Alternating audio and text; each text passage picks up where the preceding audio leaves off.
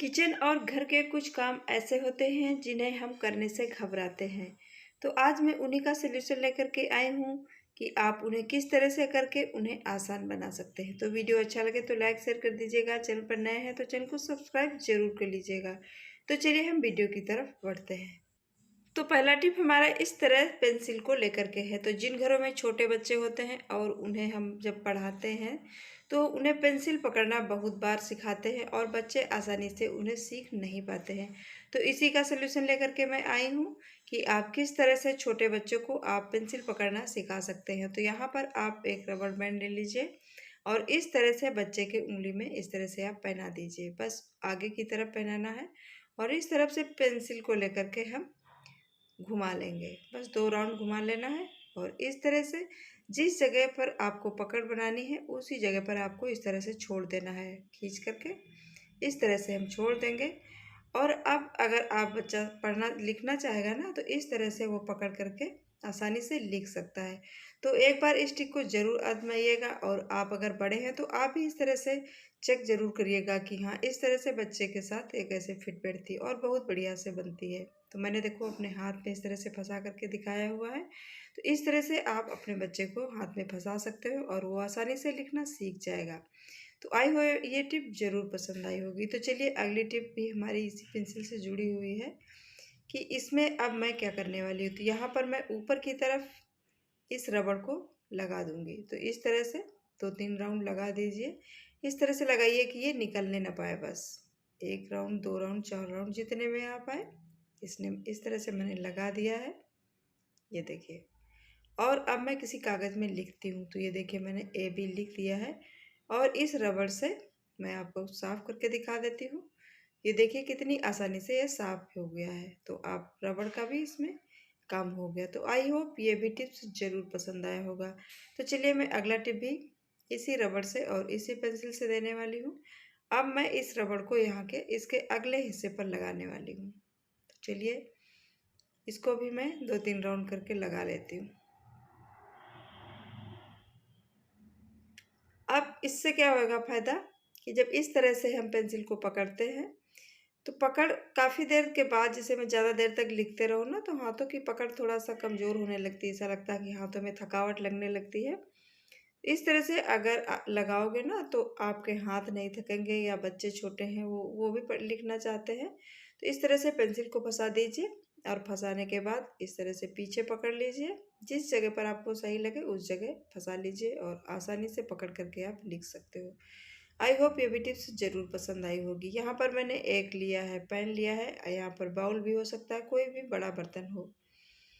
और इस तरह से मैंने इसको रख दिया है और यहाँ पर मैंने ले ली है स्पून। और जब भी इसको हम इसके अंदर रखते हैं तो ये फटाफट से फिसल करके इसके अंदर चली जाती है। और हम इसे रखना तो ऊपर चाह रहे हैं कि दूसरी बार हम इसे जब भी यूज करें तो पकड़ में आ जाए, लेकिन ये पकड़ में नहीं आती है। तो इस तरह से हमें रबड़ बैंड फिर से ले लेना है और ऊपर की तरफ हमें यहाँ पर लगा देना है। बस इस तरह से रख दीजिए। अब ये चम्मच इसके अंदर बिल्कुल नहीं जाएगी। कितना भी अगर उठा करके रखोगे तब भी इस बर्तन के अंदर पर जाएगी, नहीं तो इसी रबड़ के सहारे यहाँ पर ये टिक जाती है। तो आई होप ये भी टिप्स ज़रूर पसंद आया होगा और ये वाले सारे टिप्स एक बार आजमा करके ज़रूर देखिएगा। ये सारे आजमाए हुए टिप हैं। अब अगला टिप यहाँ पर मैंने लिया है, 2 फोर्क ले ली है और इनको ऐसे अपोजिट साइड में रख करके पकड़ लिया है। और यहाँ पर हमें लगानी है रबड़ बैंड। ऊपर की तरफ लगाएंगे यहाँ पर हम रबड़ बैंड।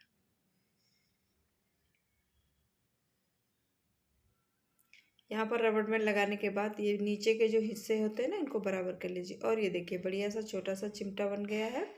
अगर कोई गर्म बर्तन है खाली या छोटी कटोरी है गर्म है तो इस तरह से आप उठा सकते हैं इससे और बढ़िया एक चिमटे का काम करता है। तो आई होप ये भी टिप्स ज़रूर पसंद आई होगी। तो चलिए हम अगले टिप की तरफ बढ़ते हैं। यहाँ पर मैंने एप्पल को काट लिया है। तो जब भी हम इस तरह से एप्पल को काट लेते हैं तो वो ख़राब होने लगता है, काला पड़ने लगता है और खाने का मन नहीं करता है। तो आज मैं आपके साथ एक बढ़िया सा टिप शेयर करने वाली हूँ, जिसे आप काट भी लोगे और आपका एप्पल ख़राब भी नहीं होगा। तो चलिए मैं इसे कट कर लेती हूँ। और उसके बाद मैं आपको दिखाती हूँ। तो आपको जितने पीसेस में कट करना है, छोटे या बड़े में कट करना है, उसी हिसाब से आपको इस तरह से कट लगा लेना है और इस कट को अलग नहीं करना है, बस थोड़ा सा जुड़ा रहने दीजिए। ये देखिए जैसे मैंने हल्का सा जुड़ा रहने दिया है और बाकी का तो काट दिया है मैंने, हल्का सा जुड़ा हुआ है। अब हमें ले लेनी है रबड़ बैंड और इसके ऊपर हम इस रबड़ बैंड को चढ़ा देंगे। ये देखिए, अब इस तरह से चढ़ाने के बाद आपको कहीं बाहर लेके जाना है और वहाँ पर आप नाइफ को नहीं ले जा सकते, तो इस तरह से आप ले जाइए और जब मन करेगा ना तो आप इस रबड़ बैंड को हटा लीजिए और हटाने के बाद आप जब भी खाओगे ना तो उसके अंदर काला नहीं पड़ेगा, क्योंकि उसके अंदर अब एयर नहीं जाएगी ना। जब इसमें एयर चली जाती है तो इसी वजह से वो काला होने लगता है। तो चलिए मैं आपको रबड़ हटा करके दिखा देती हूँ। ये देखिए, इस तरह से आप खोल लीजिए और खाना शुरू कर दीजिए।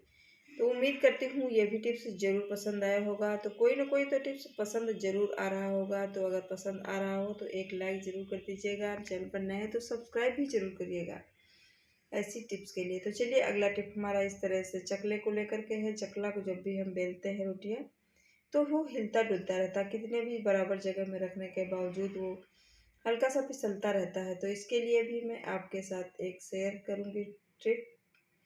तो चलिए इसको मैं उल्टा रख लेती हूँ और इसके जो पैर बने हैं ना 3, इनके ऊपर हमें इस तरह से रबड़ बैंड को ले लेनी है और इसके ऊपर इस तरह से हम रख देंगे और रखने के बाद इसे चिपका देना है। अगर आप चिपकाना नहीं चाहते हो तो इसी तरह से आप इसको चकला को सीधा कर लीजिए और सीधा करने के बाद ये रबड़ बैंड को आप ज़मीन पर रख दीजिए और इनके जो पैर हैं ना, उन पैरों को इन्हीं रबड़ बैंड के ऊपर टिका देना है। तो चलिए मैं आपको टिका करके दिखा देती हूँ। तो यहाँ पर मैं आपको इस तरह से फर्श में रख दिया है मैंने और अब जो इसके पैर है ना उसके नीचे पर हम ये रबड़ बैंड को लगा देंगे। तो जब भी इस तरह से लगाओगे ना तो ये फिसलना बंद कर देगा और इसमें ग्रिप आ जाएगी रबड़ की वजह से। तो ये आपका चकला अब फिसलने वाला बिल्कुल नहीं है और इस ट्रिक को एक बार आजमा करके ज़रूर देखिएगा।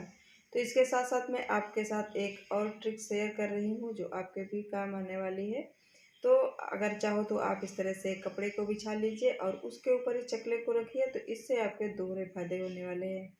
एक फ़ायदा तो ये होगा कि ये आपका चकला खिसकेगा नहीं और दूसरा जब भी हम रोटियां बेलते हैं ना तो उसका जो सूखा आटा होता है ना पॉलीथिन, वो गिर करके इसी कपड़े पर आए। तो उम्मीद करती हूँ इनमें से कोई भी एक टिप्स ज़रूर पसंद आया होगा। अगर पसंद आया हो तो एक लाइक ज़रूर कर दीजिएगा। चैनल पर नए हैं तो चैनल को सब्सक्राइब भी ज़रूर कर लीजिएगा और आपके एक लाइक से हमें बहुत मोटिवेशन मिलता है और इसी के सहारे मैं आपको अच्छी अच्छी वीडियो लाती रहती हूँ। तो फिर मिलेंगे एक नए वीडियो में, तब तक के लिए bye bye and take care.